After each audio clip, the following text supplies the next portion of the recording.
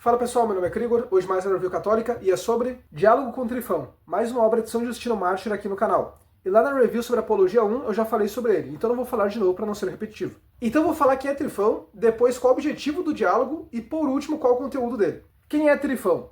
Não se sabe quem é Trifão. O que se sabe dele pelo diálogo é que é um judeu que conhece bem o Antigo Testamento e fugiu da Palestina devido à revolta de Bar Kokhba, de 132 até 136, acho que pronunciei o nome corretamente, e resultou na destruição de tudo lá pelos romanos. Foi proposto que Trifão poderia ser um rabino bem conhecido da época chamado Tarfão, mas pelo que li, é negado por estudiosos judeus porque Tarfão no diálogo teria sido muito aberto ao cristianismo, enquanto o verdadeiro era fortemente contra o mesmo. O que faz muitos dizerem que Trifão na verdade foi um judeu inventado para se escrever o diálogo, um judeu interessado em dialogar. Mas enfim, sendo o judeu do diálogo o tal Trifão ou o próprio Tarfão, se aproveita do mesmo jeito, já que muitos argumentos usados por ele no diálogo ainda são usados por muitos judeus hoje em dia, então tá valendo. E o objetivo do diálogo era a conversão de Trifão e seus companheiros, já que ele não estava sozinho. Os dois debatem sobre circuncisão, se a lei mosaica ainda vale, se Cristo é o Messias, se Cristo, sendo o Messias, também é divino, várias coisas. Mas os 4 pontos principais do diálogo são esses, e a maior parte dele é São Justino falando com Trifão fazendo alguma pergunta ou lançando algum argumento. Então, como sempre, vou falar o que considerei os highlights da obra, lembrando que o meu objetivo é incentivar a leitura e não substituir a mesma. Então bora pro conteúdo. A primeira coisa que me chamou a atenção foi já no começo, enquanto falavam de Deus. Trifão pergunta o seguinte: qual é a nossa semelhança com Deus? Será que a alma é divina e imortal, uma partícula daquela soberana inteligência, e como aquela vê a Deus, também é possível para nós só compreender a divindade e gozar a felicidade que dela provém?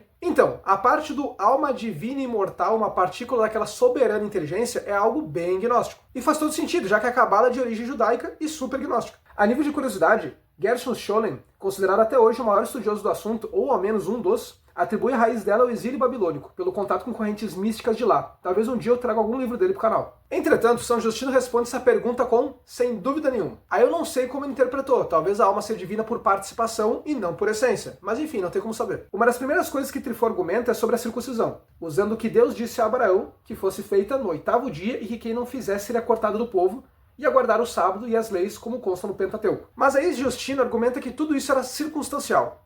Como? Ele fala de Abel, que Deus aprovou o sacrifício, e também Enoque, que não praticou nada disso e foi salvo. Aliás, não foi só salvo, ele nem ao menos morreu, já que é dito na Bíblia que Deus o levou. Já vi gente interpretando como se Deus tivesse o levado, seria ter morrido, só que com outras palavras. Mas se fosse o caso, era só estar escrito a mesma coisa que está sobre todos os outros na Bíblia, ou seja, que morreram. Diga-se de passagem, aquele livro de Enoque é gnóstico, e não foi escrito por esse Enoque, por mais que se diga que sim. Também fala sobre Noé, que é o pai da humanidade e não fez nada disso. E Melquisedeque, que era sacerdote de Deus, abençoou Abraão, que na ocasião era Abrão, e ainda recebeu o dízimo do mesmo. São Justino também diz que, se a circuncisão fosse essencial para a salvação, não teria a mínima razão para os homens nascerem com prepúcio. E o fato das mulheres não poderem fazer isso confirma ainda mais que não é algo necessário, ao menos não após Cristo. E diz também que isso funcionava como um sinal, para mostrar que era um povo diferente dos outros. E mesmo entre os que fizeram a circuncisão, como Abraão, Isaac e Jacó, não havia guarda do sábado, tampouco leis. E também que guardar o sábado era para ter um dia específico para sempre se lembrar de Deus. E as restrições alimentares principalmente, para que todo dia, mais de uma vez ao dia, se lembrasse do seu Criador e Libertador. Ou no caso das roupas, de não misturar tecido, para que se lembrassem de Deus até mesmo na hora de se vestir. No entanto, tem leis que ainda estariam em vigor, como não sair matando pessoas por aí. Então essas leis específicas da época, como alimentação e investimento que eu citei anteriormente, seriam justamente para não esquecer de Deus e também para aprender a obedecer. E essa parte da obediência é muito importante, porque, de forma resumida, o pecado no Jardim do Éden foi justamente desobediência. Então, Deus nos prepara para novamente obedecer e assim nós podemos retornar para um lugar melhor. Que no caso não vai ser mais Jardim do Éden, vai ser o paraíso. Mas enfim. Quanto ao sacrifício de animais presentes no Antigo Testamento, São Justino diz que Deus faz uma regulamentação justamente para que o povo não cometesse idolatria. Então, se é para sacrificar animais como os outros povos faziam, então que fizesse de uma forma correta. No caso, para o Deus certo. E lembrando, todos os povos ao redor deles faziam sacrifícios religiosos. Fora que se tu somar o tempo do cativeiro no Egito, e que se não me engano apenas 2 pessoas foram dignas de atravessar o deserto e chegar à Terra Santa, por mais que não fosse a mesma geração do Egito acostumado com toda aquela vivência e já fosse a geração que nasceu no deserto, ainda assim não é a mesma coisa para te perder costumes, até porque do contrário não se chamariam costumes. Sobre o sacrifício ter essa razão, São Justino menciona Jeremias 7:22, o que também está presente em Amós 5:22, Oséias 8:13, Isaías 1:11, Salmo 51:18, Miqueias 6:7, Salmo 47, Provérbios 21:3. Ou seja, repara que tudo isso de sacrifício religioso tinha como missão educar o povo. Inclusive tem um livro chamado O Sentido Católico da História,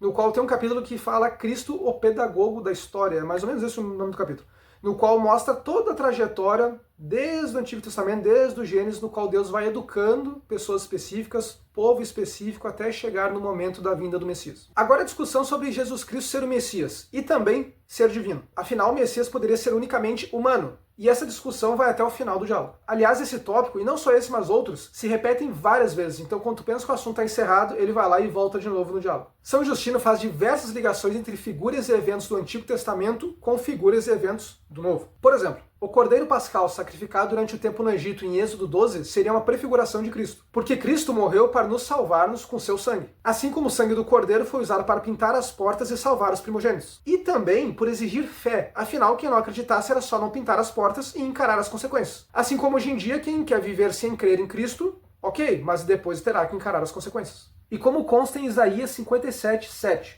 como um cordeiro que se conduz ao matadouro, o que representaria tanto o sacrifício pascal quanto a paixão de Cristo. Ele também fala do momento em que Josué envia os espiões para Canaã. E diga-se de passagem, Josué e Jesus são nomes com a mesma raiz semântica. Os espiões se abrigam na casa de uma prostituta chamada Raabe e em troca dão uma corda vermelha para ela amarrar na janela da sua casa e assim essa mesma casa não ser atacada durante a batalha. São Justino também faz uma ponte entre a cor da corda, ou seja, vermelho, e o sangue de Cristo. E também com o fato de que Raabe era uma pecadora e Cristo morreu pelos pecadores. Eu no primeiro momento achei o link meio forçado, mas achar que isso estaria na Bíblia sem motivo algum é muito forçado, para não dizer burro. São Justino também aborda detalhes bem minuciosos como o traje do sumo sacerdote. Em Êxodo 28 é descrito que o traje deveria ter 12 sinos pequenos para alertar a aproximação do sumo sacerdote no local que ele fosse. O link é que os 12 sinos prefigurariam os 12 apóstolos, principalmente pela função. Enquanto os 12 sinos alertariam a presença do sacerdote, os 12 apóstolos alertariam sobre Cristo. E eu achei esse link sensacional. Agora sobre o nascimento virginal de Cristo. E aqui o maior problema consta na tradução. Isso porque em Isaías 7,14, os judeus dizem que não está escrito virgem, e sim jovem mulher. São Justino diz que na Septuaginta, tradução muito antiga feita por sábios judeus para o grego, a mando do rei Ptolomeu do Egito para a sua biblioteca, consta virgem e não jovem mulher, enquanto no hebraico a palavra é halma, jovem mulher.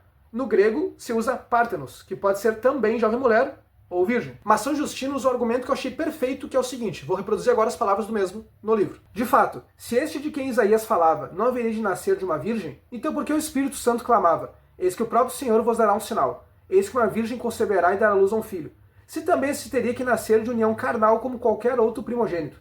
Então por que Deus falava em realizar um sinal que não fosse comum a todos os primogênitos?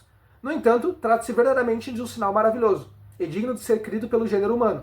De um ventre virginal nasceria como verdadeiro menino, feito carne, aquele que é primogênito de todas as criaturas. Isso para mim resolve o assunto, porque qual seria o sentido de uma profecia em que relata uma concepção padrão, ou seja, que uma jovem teve uma relação sexual e engravidou? Para que uma profecia para alertar a forma que todo ser humano nasce e ainda por cima chamando de sinal? Não tem sentido um sinal ser algo que acontece corriqueiramente, principalmente para o nascimento do Messias. São Justino depois fala sobre as aparições de Deus para Abraão no Antigo Testamento e tenta explicar que Deus é uno e trino. Quando em Gênesis 18 diz que Deus apareceu a Abraão, Justino argumenta que não teria como Deus aparecer literalmente, porque ele não sairia do seu lugar para se colocar aqui na Terra e interagir com Abraão. E logo não seria Deus Pai que falou com ele, e sim Deus Filho, o que é confirmado por São Mateus 11:27. E se não foi o verbo de Deus, segundo pessoa da Santíssima Trindade, tem que no mínimo se reconhecer que foi o Espírito Santo, terceira pessoa. Mais um caso é a luta de Jacó com Deus em Gênesis 32. Agora outro exemplo mais escancarado é na destruição de Sodoma e Gomorra, onde é dito o seguinte: o Senhor fez então cair sobre Sodoma e Gomorra uma chuva de enxofre e de fogo vinda do Senhor do céu. Nesse caso, se tu não admite o conceito de Deus uno e trino, tu cai no politeísmo. E não tem como escapar nesse caso, porque se tu chega a dizer que é um erro de escrita,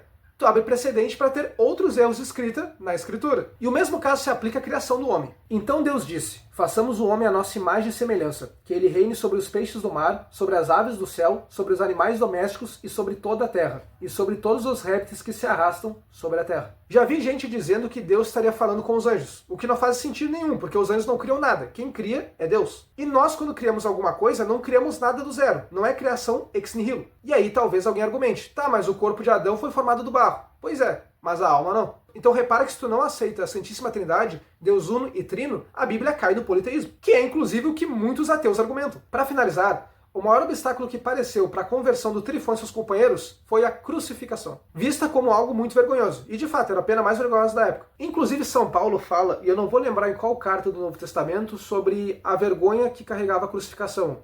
Inclusive ele fala, vergonha para os judeus e não sei o que para os gregos. Mais ou menos isso, mas São Paulo destaca que era escândalo, é algo impressionante. Afinal, como Deus se encarnaria em um homem e ainda por cima para padecer daquela forma? Só que como São Justino menciona, a morte vergonhosa já estava profetizada. Então, dizer o quê? Já estava avisado. Diálogo com o Trifão é um livro curto, embora denso, porque fala de bastante coisa, e eu sempre gosto de conferir a tradução da Bíblia, o que deixou só mais trabalhoso o processo. E teria muito mais coisa para ser dita, São Justino faz muito mais pontos entre o Antigo e o Novo Testamento. Recomendo muito que leia essa obra, que eu achei cansativa, mas sem dúvida valeu muito a pena. Então é isso, pessoal, esse foi o review de hoje, espero que tenham gostado. Nessa quaresma de São Miguel Arcanjo eu vou trazer pelo menos 2 vídeos sobre São Miguel Arcanjo.